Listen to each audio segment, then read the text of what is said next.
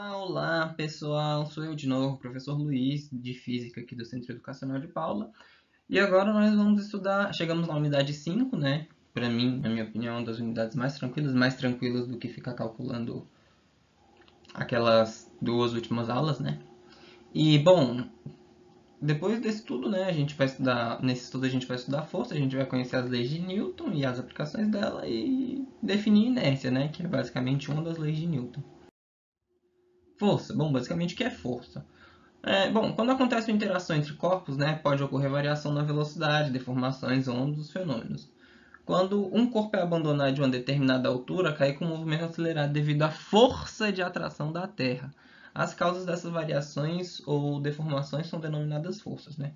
Ao chutarmos uma bola, o pé faz sobre ela uma força que, além de deformá-la, inicia-lhe o movimento. Portanto, forças são interações entre corpos, causando variações no seu estado de movimento ou uma formação. Deu para entender, pessoal? Basicamente, aqui fala que força ele é o resultado de uma interação entre corpos, né, podendo ser um ou mais corpos, que causam uma variação no estado de movimento ou deforma, né, certo objeto. Por exemplo, quando a gente chuta uma bola, a gente percebe que a bola ela muda a forma, tipo, ela... Quando a gente dá um murro num travesseiro, a gente percebe que tem a nossa mão ali, a marca da nossa mão no travesseiro. A gente deforma um travesseiro, por exemplo, entendeu?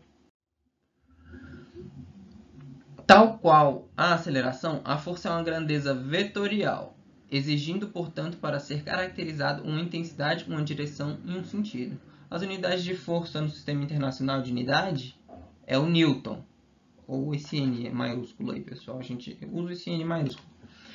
Por trás de todos esses exemplos, Isaac Newton, o famoso físico inglês do século XVIII, conseguiu elaborar as leis dos movimentos conhecidas como leis de Newton. Tem até gente que fez a brincadeira, né? Leis de Newton com as leis de Newton. É uma piada interna na física, pessoal. Conhecendo essas leis e as várias interações, podemos prever os movimentos, as condições para que o objeto fique em equilíbrio. Pessoal, Newton é aquele cara da maçã que estava embaixo da árvore, caiu uma maçã e assim ele, entre aspas, descobriu a gravidade. A história não é bem essa não, a história é um pouco diferente. Dizem que, na verdade, né, a história da maçã nem existe, é só uma lenda para deixar a teoria da gravidade mais bonitinha. Força gravitacional. As coisas caem porque são atraídas pela Terra. Há uma força que puxa, entre aspas, né, cada objeto para baixo. Essa força atrativa é chamada de força gravitacional, ou simplesmente peso. A mesma força gravitacional, age sobre a Lua, puxando-a, afastando-a da linha reta, que descreveria na ausência da gravidade. Ou seja, se não fosse a gravidade, pessoal, a Lua ia embora. A Lua não ficava girando em volta da Terra, né? A mão, para que as coisas não caiam, é preciso segurá-las. Claramente, né? A mão apoia o livro, ou seja, exerce uma força sobre o livro, impedindo que ele caia. Do mesmo modo, a mesa apoia a caixa, exercendo uma força sobre ela e não a deixando cair. São casos denominados como forças de contato. Outro tipo de força de sustentação é a força de empuxo, que se observa nos fluidos. Quando boiamos, nos sentimos mais leves. Isso ocorre porque a água exerce uma força de baixo para cima, que chamamos de empuxo hidrostático.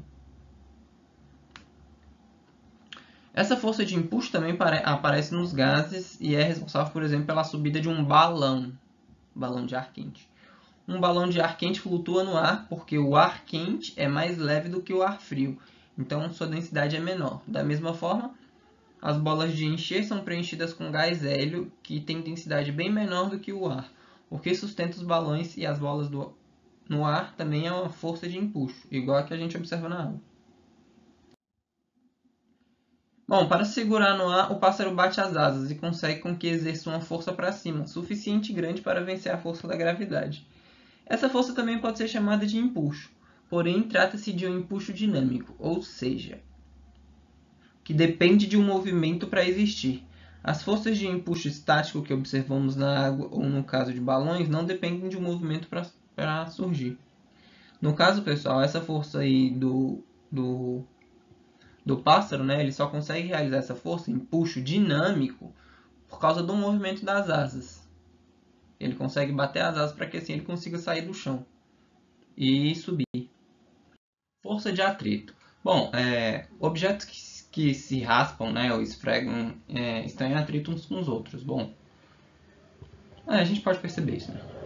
Esse atrito também representa uma interação entre os objetos. Experimente empurrar qualquer objeto no chão que você perceberá que a presença da força de atrito, né? Igual quando a gente está arrastando o sofá para limpar a casa. Às vezes o sofá é muito pesado e é muito difícil de arrastar. Quando o chão é mais liso e a parte de baixo do sofá também é um pouco mais lisa, fica menos difícil. Por quê, pessoal? Porque o atrito fica menor. O atrito ele pode ser considerado ou desconsiderado, né? Quer dizer, a gente geralmente desconsidera, mas nesse caso a gente está considerando a força de atrito porque a gente está tentando entender o que ela é.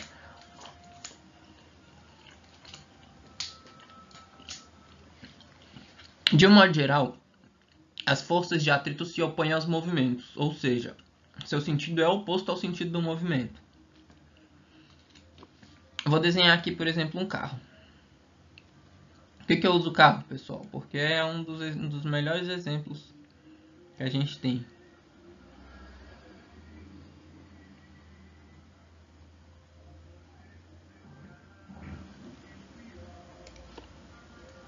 Então, pessoal, desenho esse carro aqui de motor enorme. Então, o pneu do carro vai andando aqui pela pista, ó, pessoal. O que acontece? O carro está indo para lá. A força de atrito, ela é na direção contrária do movimento do carro. Então, a força de atrito, tecnicamente, deixa eu apagar aqui e colocar de outra cor. A força de atrito vai estar em azul, ela vai estar indo para o lado contrário. Essa aqui vai ser a força de atrito. Mas, claro, não vai ser na frente do carro, vai ser embaixo, vai ser nos pneus.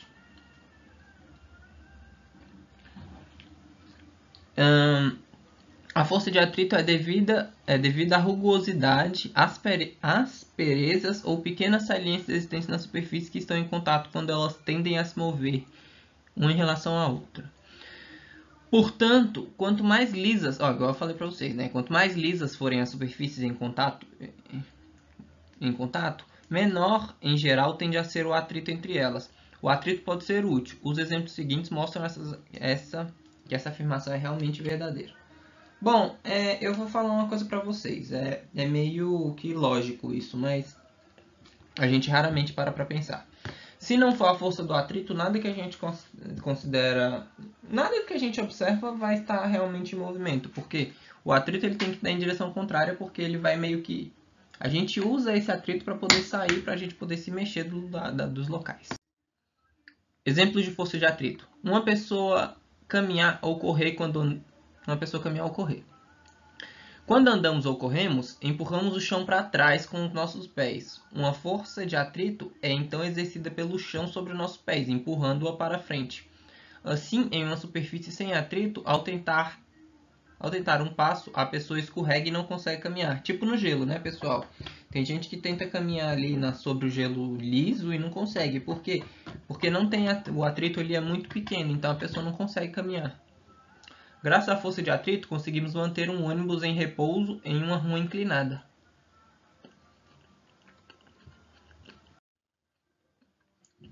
Resistência do ar. Outro exemplo do atrito é a resistência do ar. Lembra que a gente isso considerou no exercício da aula anterior? Então, a resistência do ar também é uma força de atrito. Saltar de paraquedas é uma forma gritante de sentir a resistência do ar. Quando um paraquedista salta, inicialmente ele cai somente sobre a ação da força gravitacional. A velocidade de queda do paraquedista aumenta, pois o movimento é acelerado. Por outro lado, esse aumento de velocidade causa um aumento da força de resistência do ar. Ela se manifesta como um vento forte para cima, que vai aumentando à medida que ele cai. Bom, eu não sei o que explicar para vocês aqui, Na minha opinião, isso aqui está completamente explicado, mas é basicamente isso. Quanto maior a velocidade, maior o vento. E o vento, maior o vento que vai fazer. E esse vento vai tentar frear essa velocidade. Isso é uma resistência do ar. Essa é a resistência do ar. Esse é o atrito do ar. A certa velocidade, a força de resistência do ar, se igual à força gravitacional e a sua velocidade, para de aumentar. Pessoal, vamos desconsiderar esse E aqui. Vamos desconsiderar esse E aqui.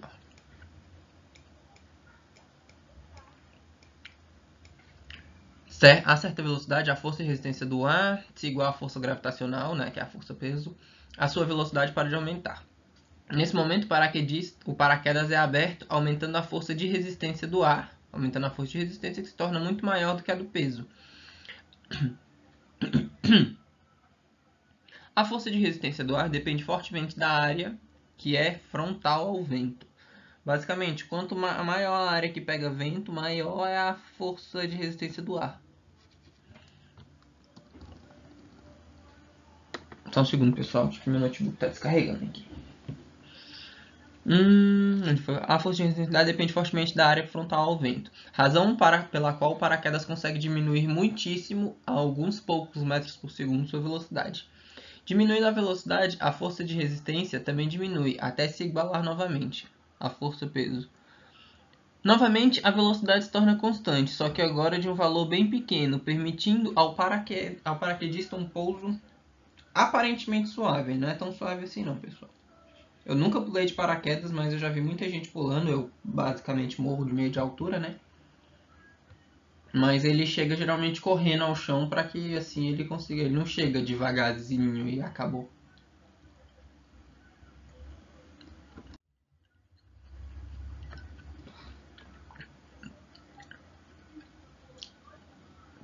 Calce um par de meses e tente andar numa sala bem encerada. O que acontece? Por quê? A meia tem uma superfície muito lisa em uma sala bem encerada, né? Um chão bem encerado também. Então basicamente vai perder o atrito, vai ficar difícil para caminhar. Quando eu era pequeno eu fazia isso, né? Minha casa era de chão, aqueles piso queimado. Aí eu calçava, quando minha mãe encerava, eu calçava uma meia e ia deslizar sobre o chão, já que não dava para andar. Eu deixava todas as minhas meias verdes. Diga-se cada uma das forças listadas a seguir é uma força de contato ou de ação à distância. Peso de uma laranja na árvore, ação à distância. Por quê? Porque é o peso. O peso é uma força de ação à distância. É a força gravitacional puxando o objeto.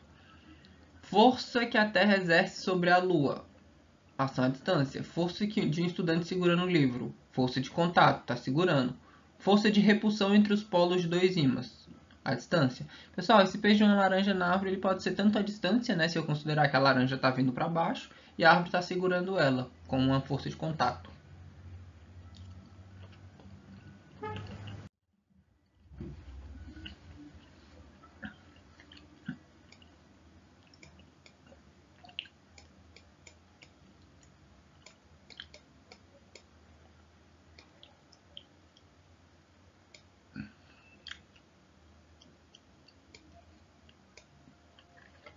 Então, pessoal, aqui nós vamos estudar as leis de Newton. Essa aqui é a piada que rola no mundo. Que rola entre algumas pessoas no mundo da física. As leis de Newton. Bom, a primeira lei é a lei da inércia, né? A primeira lei de Newton. Vamos considerar um corpo, né, não submetido à ação de nenhuma força. Nessa condição, esse corpo não sofre variação de velocidade. Isso significa que ele está parado e permanece parado. E se está em movimento, ele permanece em movimento. Bom, a gente pode basicamente pensar assim.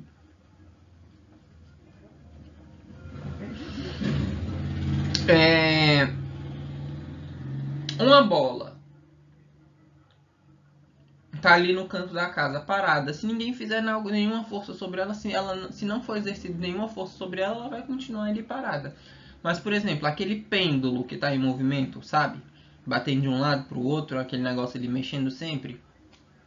Então, Ele está em movimento. Se ninguém fizer alguma força para parar esse movimento, ele vai continuar esse movimento. É isso que fala a lei de Newton.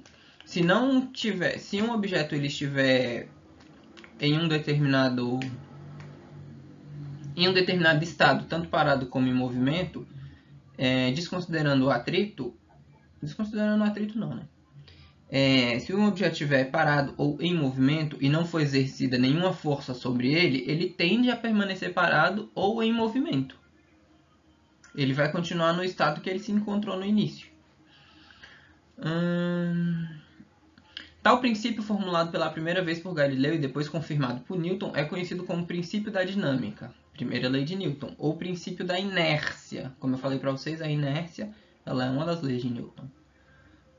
Podemos interpretar seu enunciado da seguinte maneira: todos os corpos são preguiçosos e não desejam modificar seu estado de movimento.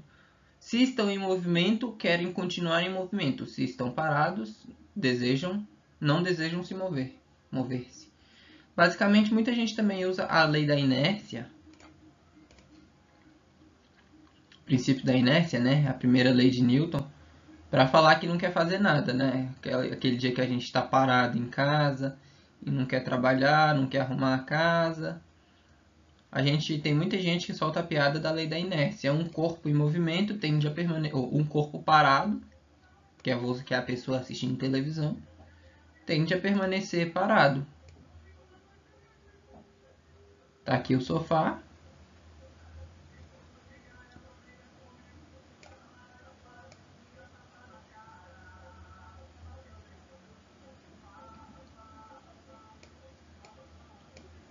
O sofá é amarelo, pessoal.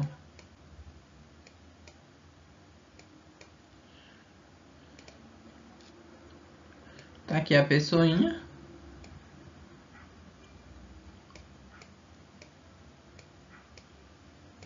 Um corpo parado tende a permanecer parado.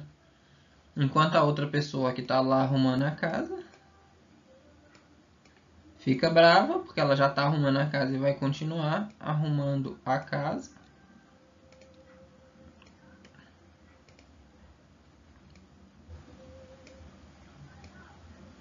Esse aqui são os olhos dela, a cara de brava, viu, pessoal? De cabelinho loiro, que geralmente é a nossa mãe. Fica brava porque um corpo em movimento tende a permanecer em movimento e ela quer a casa limpa.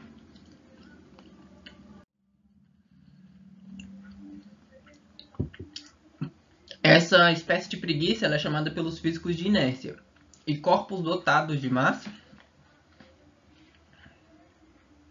Essa preguiça é chamada pelos físicos de inércia e corpos dotados de massa. Tá. O princípio da inércia ele pode ser observado no movimento de um ônibus. Quando o ônibus arranca a partir do repouso, os passageiros tendem a deslocar-se para trás. Sabe aquele efeito de Koch? Então, o ônibus arranca de uma vez, a gente vai para trás. O ônibus para de uma vez, a gente vai para frente. Porque o nosso corpo ele tende a permanecer no estado em que ele se encontrava antes. Os passageiros tendem a deslocar-se para trás, resistindo ao movimento. Da mesma forma, quando o ônibus já em movimento freia, os passageiros deslocam-se para frente, tendendo a continuar com a velocidade que possuíam. Por isso que geralmente a gente cai do ônibus, principalmente se a gente pega um motorista meio doido. Assim, a primeira lei de Newton enuncia que, na ausência de forças, um corpo em repouso continua em repouso e um corpo em movimento continua em movimento, em linha reta e velocidade constante. Bom, o que significa inércia? Inércia na linguagem cotidiana significa falta de ação, de atividade, preguiça ou coisa semelhante. Ó, igual eu falei para vocês lá aquele desenho que parecia meio sem sentido. Na língua portuguesa, inércia também significa preguiça, viu? Ou coisa semelhante. Por essa razão, costuma-se associar a inércia ao repouso, o que não corresponde exatamente ao sentido da física ao termo, ó, pessoal. O que não corresponde exatamente ao sentido de roxo ficou muito escuro, vai ser de vermelho. O que não corresponde exatamente ao sentido que a física dá ao termo. Ou seja, uma palavra ela pode ter muitos sentidos diferentes. Alguns podem ser até parecidos, mas não é exatamente a mesma coisa. Viu? A gente pode levar inércia no sentido da preguiça, mas a inércia é para seres humanos, mas para objetos até dá para considerar como uma preguicinha ali, mas na verdade é o estado que o corpo deseja se manter graças às leis que regem o universo, né? O significado físico de inércia é mais abrangente. Inércia é ficar como está, ou em repouso ou em movimento.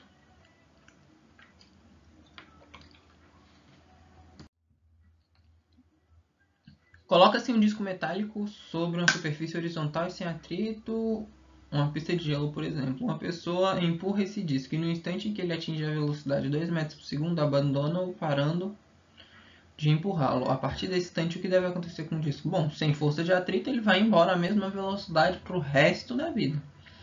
O ônibus percorre uma estrada com determinada velocidade. Quando é freado,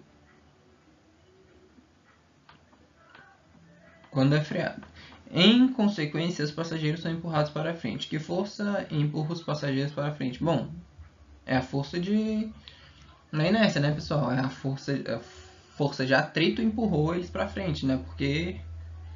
Não, na verdade não é a força de atrito, foi a inércia que empurrou eles para frente, porque eles tendem a continuar no mesmo movimento que eles estavam antes. Igual a gente viu no slide anterior. Segunda lei de Newton. É a segunda garota de Newton. Newton foi um cara que estudou muito, viu, pessoal? Ele tem muita coisa sobre a física, ele não tem só sobre força, ele tem sobre energia, ele tem sobre uma porrada de coisa. Gravidade. Creio eu que ele não deve nem ter tido relacionamento ou filhos. Mas ele foi um cara muito importante para o mundo da física, né? Esse senhorzinho. E grande coisa da que a gente...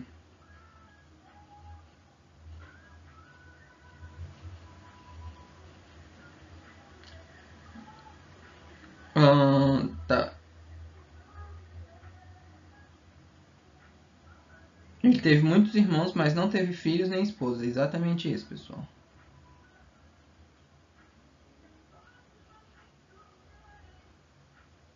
Ele tem também estudos... Ele também tem estudos com base na energia, na energia não, na luz. E muita coisa do que a gente usa hoje em dia são os conceitos que Newton estudou naquele tempo, lá no século, se eu não me engano, 18.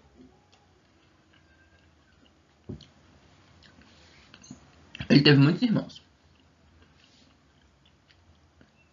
E se eu não me engano, tem uma universidade na Inglaterra que fala que a, a,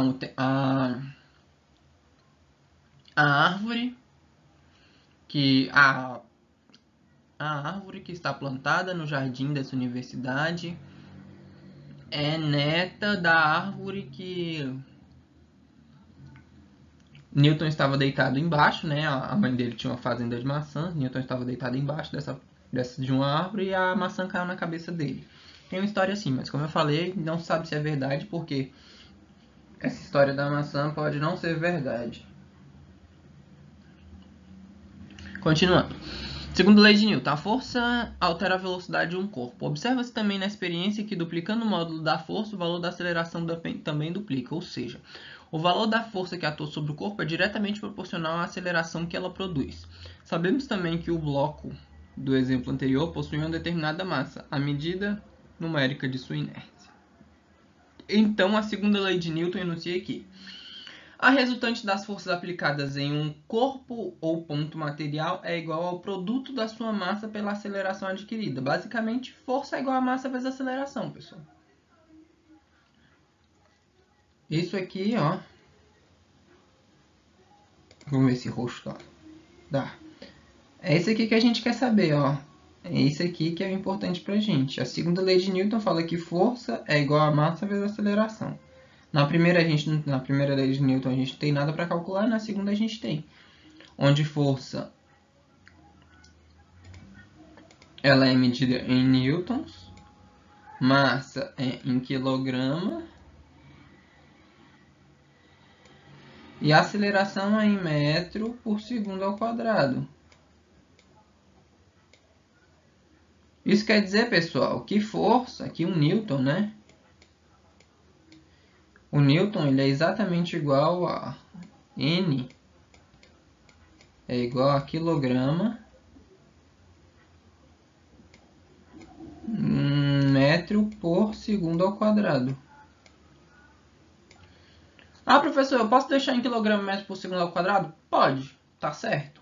Mas você pode escrever, ao invés de colocar quilograma metro por segundo ao quadrado, você também pode escrever Newton.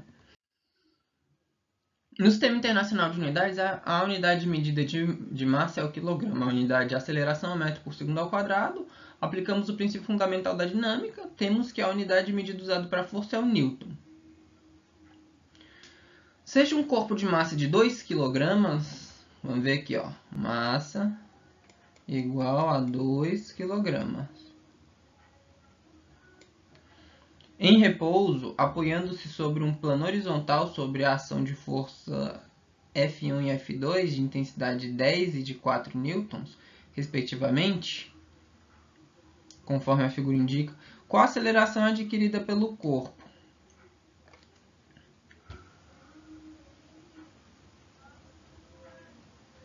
Beleza, pessoal, vamos achar a aceleração.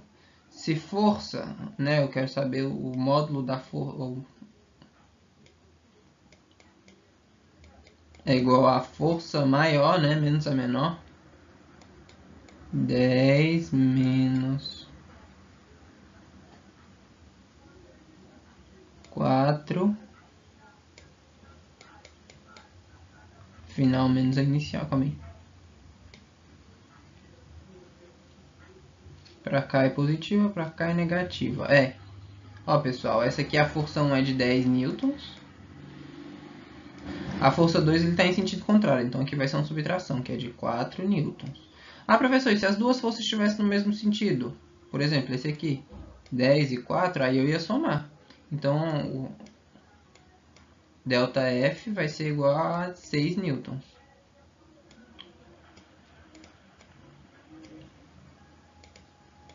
ΔF é igual a 6 newtons. Beleza, professor, mas eu quero achar a aceleração adquirida. Bom, eu sabendo que ΔF é igual a 6, então 6, ó, cadê? Força, né, é igual a massa vezes aceleração. Eu tenho a minha massa de 2 kg. Eu tenho a minha força de 6 newtons.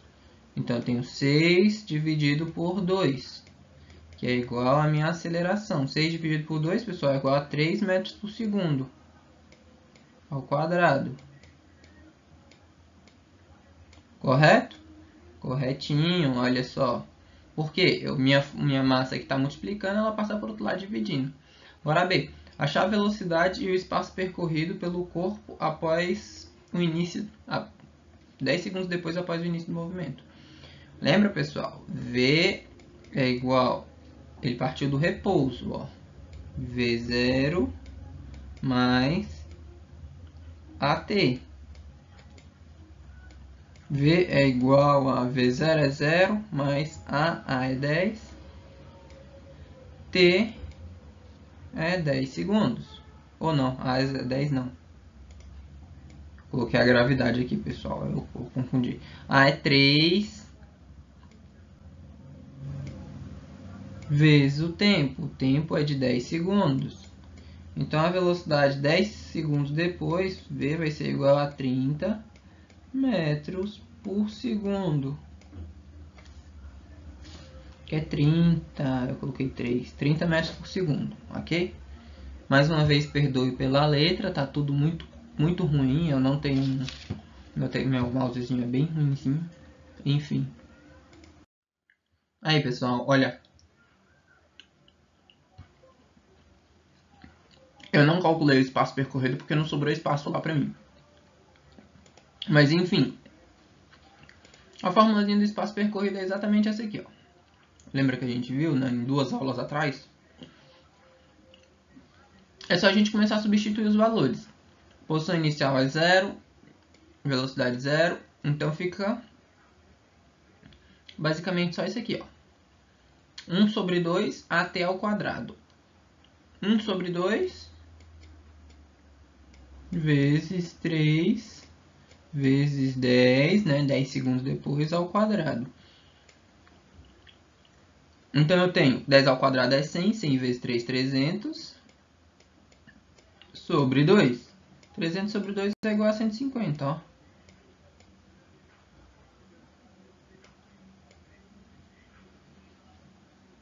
Eu preciso de um espaço maior para fazer esses cálculos, pessoal.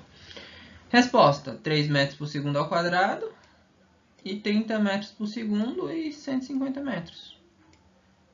Certinho, né, pessoal? Continuando.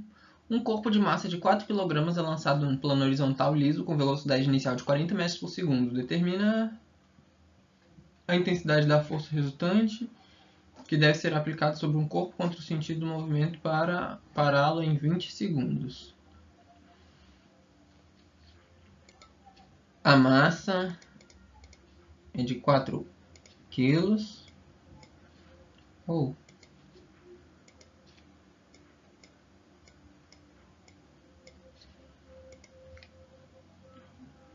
Um plano horizontal liso sem atrito. Velocidade inicial de 40 metros por segundo. Determinar a intensidade da força resultante que deve ser aplicada sobre o corpo contra o sentido do movimento para pará-lo 20 segundos depois. Isso aqui não ficou legal.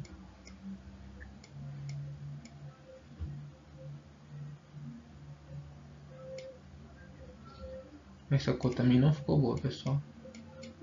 Essa aqui é melhor. Verde. Ok, para parar ele 20 segundos depois. A gente vai parar ele daqui 20 segundos. Vamos lá. A gente já tem aqui, né, pessoal? O cálculo da velocidade é esse aqui. Bom, a velocidade inicial dele é de 40 metros por segundo. A velocidade final dele é de 0, eu quero parar ele em 20 segundos depois. Então a minha aceleração não precisa ser de menos 2 metros por segundo, né, pessoal? A aceleração pode ser negativa. O que vai acontecer aqui? A vezes 20 vai passar para o lado de cá, como sendo menos A vezes 20. Aí esse 20 vai passar para o lado de cá negativo, ou negativo não, ele tá do lado de cá, ele vai passar para o outro lado dividindo, então vai anular 0 com 0, aí vai ficar 4 sobre 2, 2. Como o A está negativo, ele vai passar a ser positivo, e o lado de cá negativo, então assim me sobra o resultado de menos 2 metros por segundo ao quadrado, uma aceleração retardada para parar. Cálculo da força resultante, né? Força é igual a massa vezes a aceleração. Isso quer dizer que a minha força é de 4 kg vezes menos 2 metros por segundo ao quadrado é igual a de menos 8 newtons. Eu tenho que fazer uma força de menos 8 newtons para parar essa bagaça. O sinal de negativo indica que a força resultante tem sentido oposto ao movimento do corpo. Portanto, o módulo da força é igual a 8 newtons. Mas a resposta é menos 8 newtons, ok?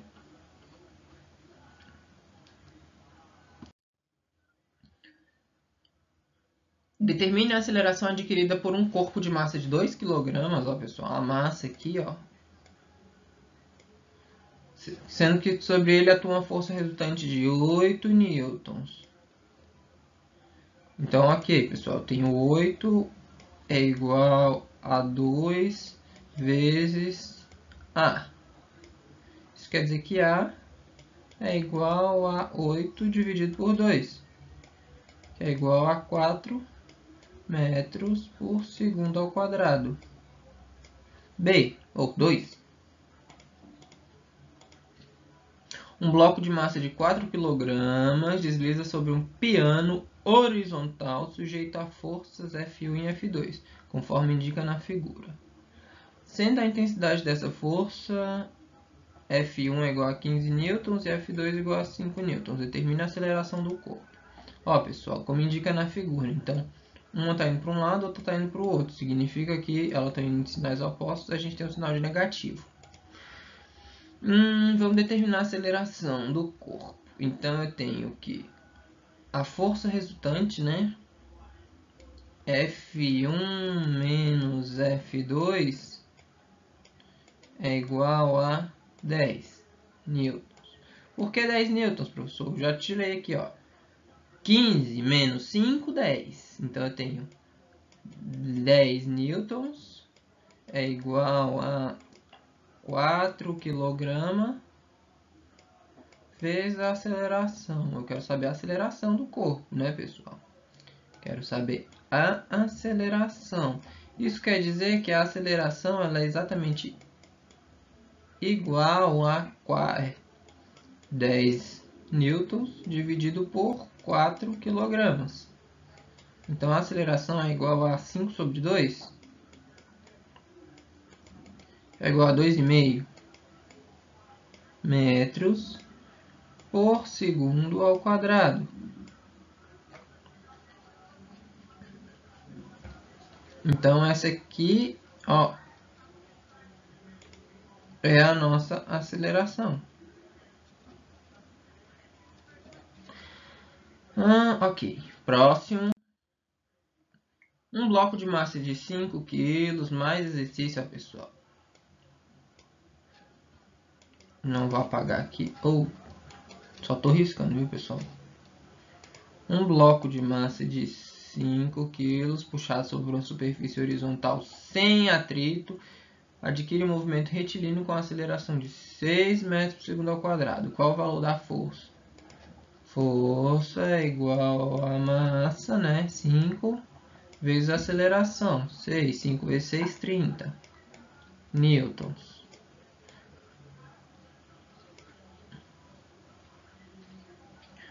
Suponha que um bloco de neve seja puxado com uma força horizontal de 80 newtons. Então já tenho 80 é igual a...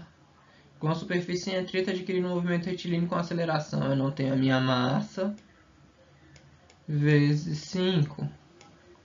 Qual a massa desse corpo? A massa de M é igual a 80 dividido por 5.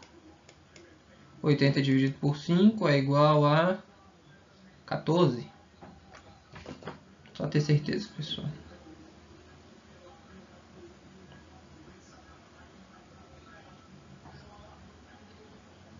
16, pessoal, errei. 80 dividido por 5 é igual a 16 quilogramas.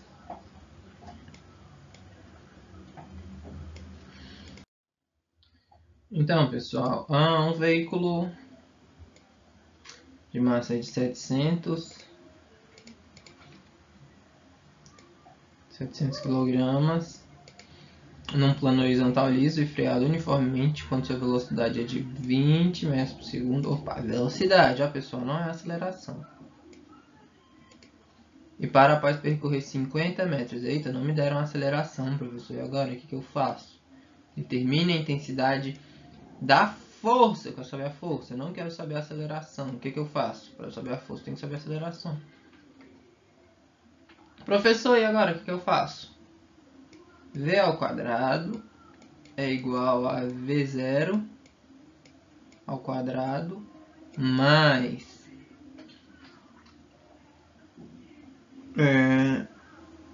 A S.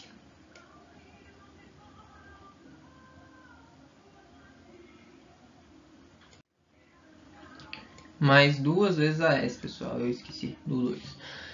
Continuando. Um corpo de massa sobre um plano horizontal liso é freado uniformemente quando sua velocidade é de... E para, né? Então V0, V final é 0 ao quadrado. É igual a velocidade inicial é 20 metros por segundo ao quadrado. Mais 2 vezes... Eu não sei a minha aceleração. Vezes o espaço, né? 50 metros. Então, pessoal, o que eu vou ter que 0 é igual a 400 mais 100A. Então a minha aceleração ela vai ser igual a 400 dividido por 100. Corta 0 com 0, 0 com 0, sobrou 4 sobre 1. Minha aceleração é igual a 4 metros por segundo. De sentido negativo, pessoal. Então ela é menos, tá? Se ela tá parando, né? Se o objeto tá parando, então a minha aceleração é negativa. Menos 4 metros por segundo. Ok, professor. Agora que eu sei a minha aceleração, eu preciso saber a minha força. Qual vai ser a intensidade da força aplicada pelos freios? Força é igual a massa vezes a aceleração. Eu quero saber o módulo da força, pessoal. Não quero saber o sinal. Eu quero saber quanto de força eu exerci sobre isso, sem saber se ela é negativa ou não. Intensidade da força significa que eu quero o módulo dela. O módulo da força ele é exatamente igual a 700 vezes 4. Por que 4, pessoal? Porque eu peguei o módulo da aceleração também. Isso quer dizer que o módulo da força ele é igual a 7 vezes 4 dá 28, né? 700 vezes 4, 2.800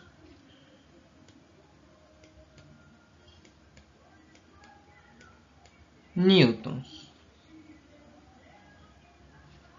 Ok? Então, eu tô vendo aqui na apostila, pessoal, que deu 300... Ah, não. Deu 2.800 newton mesmo. Eu tô confundindo com o número 6. Enfim. Continuando. Um carro com massa de 1.000 kg. Ok. 1.000. Partindo do repouso, né? Velocidade inicial, então, é 0. Atinge 30 metros por segundo. Velocidade final. 30 metros por segundo.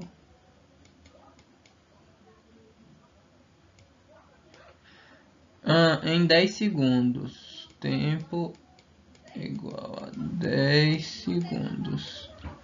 Supõe-se que o movimento seja uniformemente variado, ou seja, tem uma aceleração. Dá para ver se tem uma velocidade inicial e velocidade final diferente, né, pessoal?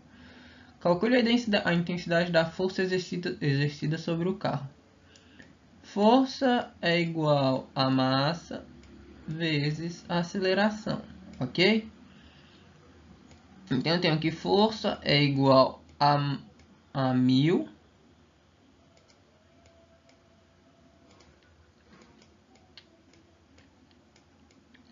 vezes, abre parênteses, lembra que a aceleração ela é igual a diferença de velocidade, né? Velocidade final menos inicial, né? Que vai dar 30, dividido por 10 segundos, né?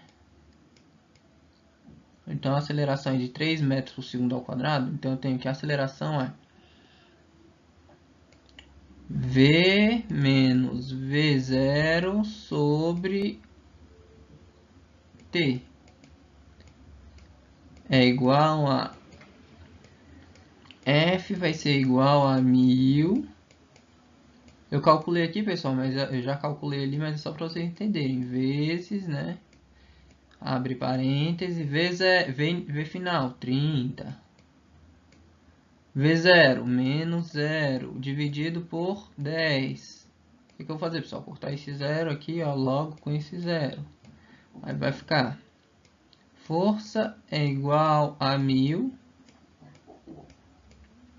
vezes 3, que é igual a 3.000. Meu mousepad tá horrível.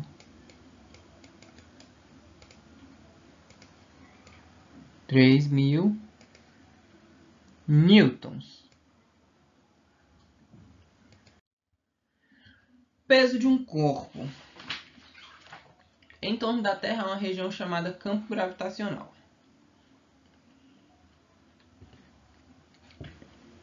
no qual todos os corpos sofrem sua influência, que se apresenta em forma de uma força. Essa força de atração são denominadas forças gravitacionais. Peso é a força de atração gravitacional que a Terra exerce sobre um corpo. Desprezando-se a resistência do ar, todos os corpos abandonados próximos à superfície da Terra caem devido aos seus pesos, com velocidades crescentes sujeitos a uma mesma aceleração, denominada aceleração da gravidade. Sendo a massa do corpo G e a aceleração Sendo a massa do corpo I, G a aceleração. Sendo m a massa do corpo e g a aceleração da gravidade, podemos aplicar o princípio fundamental da dinâmica e obter o peso do corpo. Peso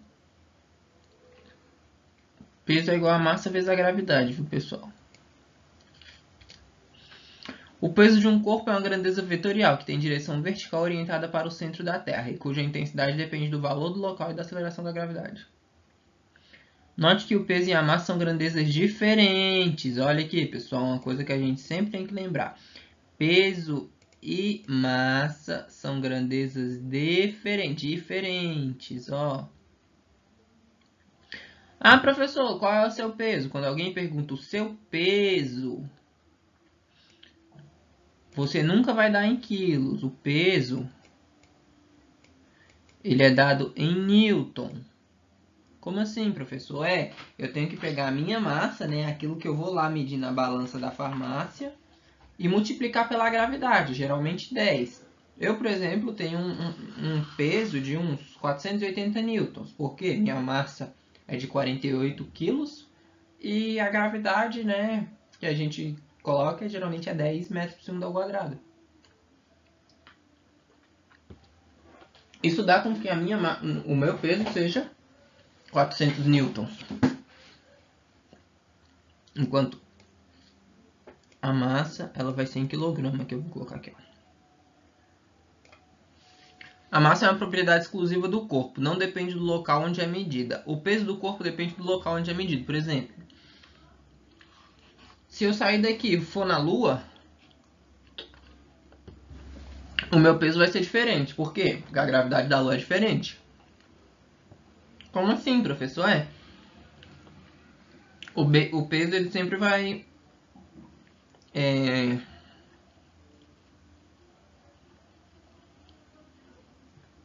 O peso ele sempre vai depender da gravidade. Então, ele sempre vai depender do local em que está.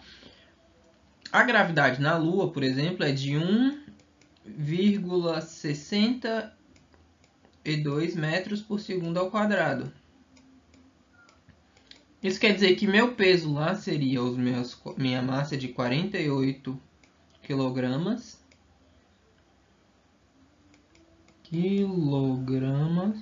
vezes 1,62 de gravidade, o que me daria uma massa de 48 vezes 1,62, 77,76 newtons. Ah, professor, então você tem uma massa muito menor na Lua do que na Terra? Sim.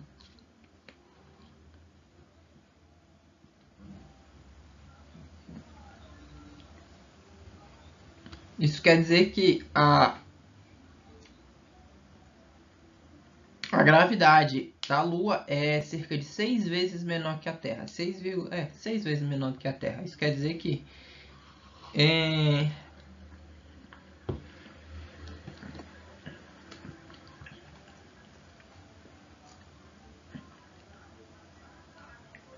histórico.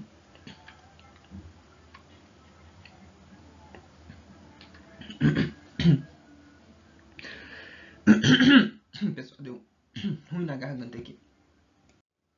Continuando, pessoal. A massa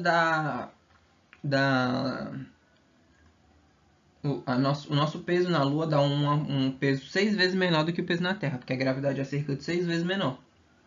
Continuando.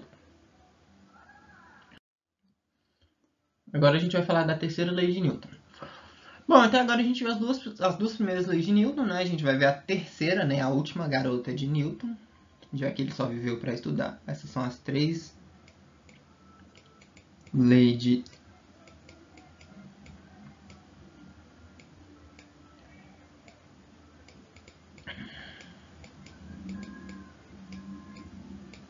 Essas são as 3 leis de Newton. Toda ação é sempre oposta à sua reação igual, ou as ações mútuas de dois corpos sobre um outro são sempre iguais e dirigidas a partes opostas. Bom, traduzindo isso aí, né? Em outras palavras, a ação equivale à reação. Quando eu empurro a parede me empurra de volta com a mesma força. Eu não gosto de falar empurro, não, pessoal. Eu gosto de falar dar um soco mesmo. Sempre que a gente dá um soco na parede, a gente sente dor na nossa mão. Por quê? Porque a parede faz uma força exatamente igual em sentido oposto a gente. Acabei de dar um murro na parede e machuquei minha mão. Sou fraquinho, né? Isso acontece por quê? Porque é a lei da ação e da reação. Sempre que a gente tem uma ação sobre um determinado corpo, esse corpo tem uma ação exatamente igual à nossa, só que no sentido oposto. Quando a gente chuta uma bola na parede, a bola bate na parede e volta com a mesma força pra gente, até ela parar, ok? Ou ela parar a bola, né? Ou a parede também pode parar a bola. Isso por quê? Porque ela teve uma ação num sentido diferente e igual, quer dizer, uma ação de força igual, mas sentido diferente àquela que a gente empurrou. Apresentamos também o par de forças de ação e reação em alguns exemplos. Força-peso. Na interação com a Terra, na interação da Terra com o corpo, o peso do corpo é a ação, e a força que o corpo exerce sobre a Terra é a reação. Força de tração de um fio. Quando esticamos um fio ideal, extensível, de massa desprezível nas suas extremidades, aparecem as forças da mesma intensidade, chamadas de força de tração. A mão exerce no fio uma força T. O fio exerce na mão uma força T. Força de reação normal. Um corpo em repouso apoiado numa superfície horizontal aplica sobre essa uma força de compensação, cuja intensidade é igual ao seu peso. A superfície de apoio exerce no corpo uma força N de reação, que, por ser perpendicular às superfícies de contato, é chamada de força normal, né? Força de apoio. Ao considerarmos o peso de um corpo, nele atuamos duas forças de mesma intensidade de sentidos contrários, logo elas se anulam. As forças de ação e reação que surgem como resultado da interação entre dois objetos sempre aparecem aos pares, mas uma em cada objeto possuindo a mesma intensidade e a direção em sentidos contrários. O fato da força de ação agir em um objeto e a de reação em outro é a ideia básica da terceira lei de Newton. Ainda que outro exemplo, como pode um cavalo puxar uma carroça, se de acordo com a terceira lei, esta o puxa para trás com força igual. Vamos olhar cada objeto por si só e as forças que agem nele. Que forças agem na carroça? Vamos ver aqui, ó. Aqui a gente tem a tração pelo cavalo, né? Que o cavalo está puxando e conseguindo girar a roda para lá. E aqui a gente tem a força de atrito, né? Que faz com que a roda gire em sentido para lá. Entendeu, pessoal? Ó, isso vai fazer com que a roda sempre fique girando. Enquanto no cavalo, né? O cavalo ele vai ter a tração da carroça puxando para cá. Ele tem a força de atrito também levando para cá.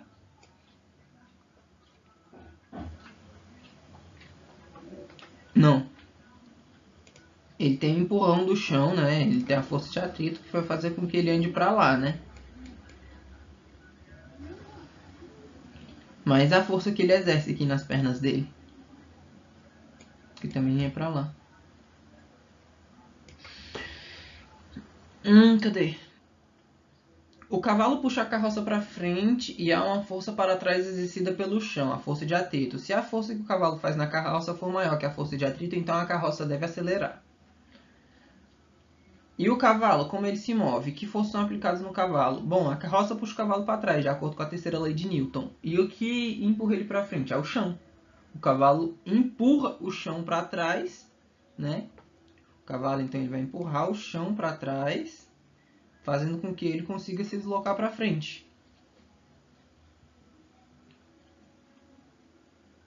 puxam para trás e o chão age com uma força igual. Se o cavalo empurra o chão com força maior que a força da resistência da carroça, então o cavalo deve acelerar.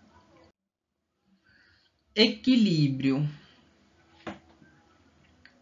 Bom, a partir de Newton em sua lei número 1, ficou estabelecido que o repouso é um movimento retilíneo com velocidade e o movimento retilíneo com velocidade constante são estados que tendem a ser conservados.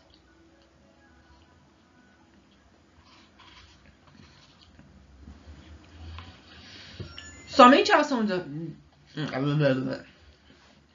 Às vezes eu tento ler rápido e embaralho a boca, pessoal. Somente a ação de força sobre um objeto pode alterar o seu estado de repouso ou um movimento retilíneo com velocidade constante. Daí esses dois estados passam a ser vistos como estados de equilíbrio, estados nos quais as resultantes da força é nula. Assim, não é necessária uma força resultante para manter a velocidade de um corpo, mas sim para mudá-la. Podemos diferenciar essas duas situações dizendo que, ao conservar a velocidade, o objeto encontra-se em equilíbrio dinâmico, como, por exemplo, um carro com velocidade constante, e ao permanecer em repouso, o objeto encontra-se em equilíbrio estático, como uma ponte, um prédio, um nível. Por exemplo, vamos analisar o caso de um bloco no chão. No repouso, somente duas forças atuam sobre esse bloco, que é a força P, força peso, exercida sobre a terra, e a normal, exercida pelo chão. Como o bloco está em repouso, que é uma situação de equilíbrio, devemos ter que a resultante das forças é nula. Ou seja, logo a força peso é igual à força normal. Imagine agora que por alguma razão, não muito claro, o chão desaparece sobre o bloco N. Sobre o bloco, né? Isso vai fazer com que a força normal seja igual a zero, seja nula, né? O bloco cai, pois a Terra exerce sobre ela uma força vertical dirigida para baixo. Bom, eu tenho aqui na minha mão um exemplo de uma bolinha. Eu peguei a bolinha e estou com minha mão, com os meus dedos esticados sobre a mesa e a palma da minha mão está pro lado de fora da mesa. Então eu estou fazendo com que a minha mão tenha uma função de chão. Ela está com a minha bolinha aqui parada em cima da minha mão. Bom, isso quer dizer que a força gravitacional, que está puxando a bolinha para baixo, ela está exatamente igual à normal, porque minha mão está deixando a bola com a força normal exatamente igual à minha força peso. O que vai acontecer? Se por alguma razão, se eu agora vou tirar a minha mão de uma vez, a minha bolinha caiu. Provavelmente deu para escutar o barulho dela caindo. Isso quer dizer que a minha força normal, a minha normal, ela ficou igual a zero. Isso quer dizer que a minha força sobre a bolinha foi exatamente somente a força peso. Assim como a Terra, os objetos celestes que fazem parte do universo atraem para si os objetos próximos a eles. Assim como na Terra, todos os objetos celestes que fazem parte do universo atraem para si os objetos próximos a eles e se atraem, que tem uma vírgula, se atraem mutuamente por meio das forças gravitacionais. Na realidade, qualquer objeto atrai mutuamente qualquer outro, mas como suas massas são pequenas, é difícil perceber essa atração. Bom, pessoal, existe uma lei, um cálculo para a gente determinar a gravidade de todos os corpos. O que é? A força gravitacional, ela é igual a constante gravitacional, esse G grande aqui, esse G grande, ele é igual a 6,674 vezes 10 elevado a menos 11 metros cúbicos por quilograma vezes o segundo ao quadrado, por quilograma segundo ao quadrado. Esse é o meu G. Força gravitacional é igual a G vezes, vezes a massa do corpo maior vezes a massa do corpo menor, dividido pelo quadrado, quadrado da distância.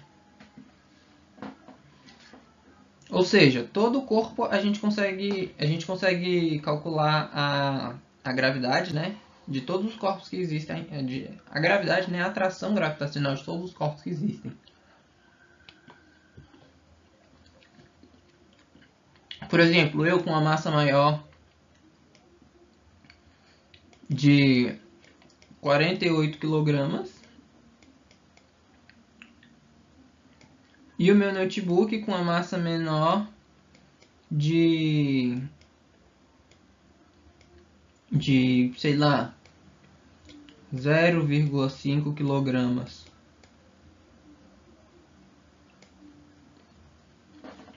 Aí o que eu faço? E a gente está numa distância de mais ou menos 1 metro, né? D é igual a 1 metro. Eu vou calcular isso aqui? Não. Eu vou calcular isso aqui? Não, mas eu só estou dando isso como exemplo para vocês. Que é sim possível calcular a força gravitacional que eu exerço sobre o meu notebook a determinadas distâncias, para assim eu definir que é a aceleração que está sendo a aceleração de atração entre os nossos corpos. Só substituir os valores dessa fórmula aqui. Diâmetro é um instrumento capaz de medir. Dinamômetro é um instrumento capaz de medir forças, né? É um dínamo. O seu princípio de funcionamento é simples. Em uma mola presa na vertical, posição relaxada, pendura-se o objeto cuja força se quer determinar.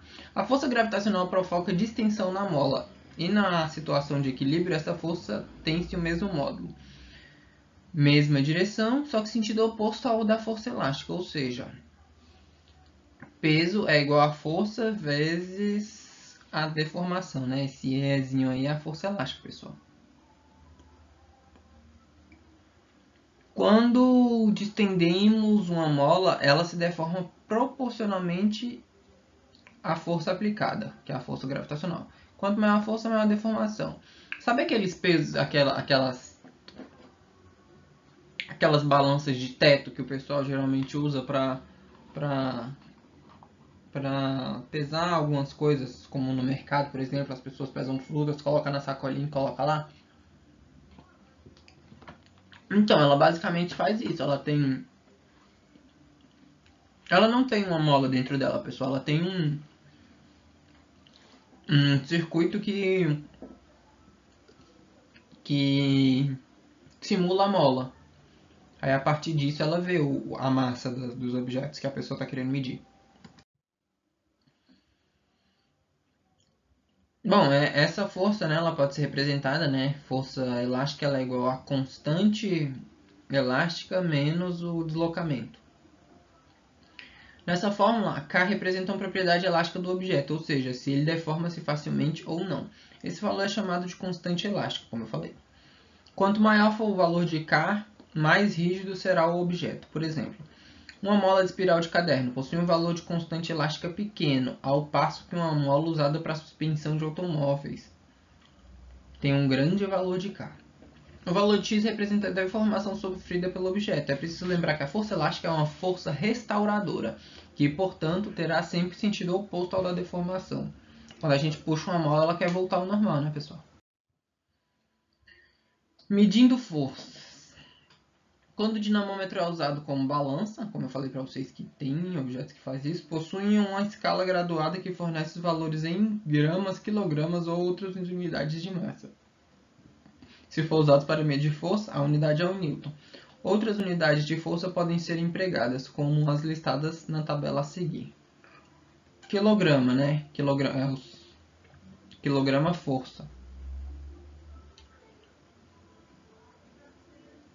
que é o 9,8 newtons, né? Que é basicamente a força necessária para carregar um saquinho de leite, né?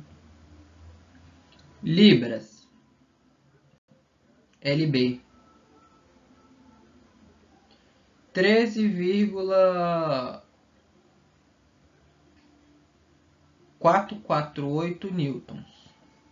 Bom, é o que a gente usa para carregar uma garrafinha de refrigerante, né, pessoal? Newton, N, né? Newton equivale a uma laranja, praticamente.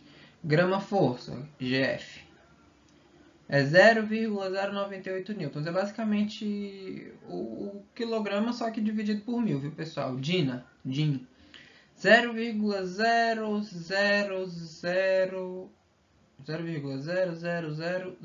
newton. A gente praticamente nem percebe isso aí, de tão pequeno que é. Aí, um dinamômetro, pessoal. Ele pode ser usado como balanço somente porque o campo gravitacional da Terra tem valor mais ou menos igual em todos os lugares, porém não serve como balança precisa, por causa das pequenas variações do campo de um lugar para outro. Por exemplo, nas proximidades dos polos, a gravidade é 9,832 Newton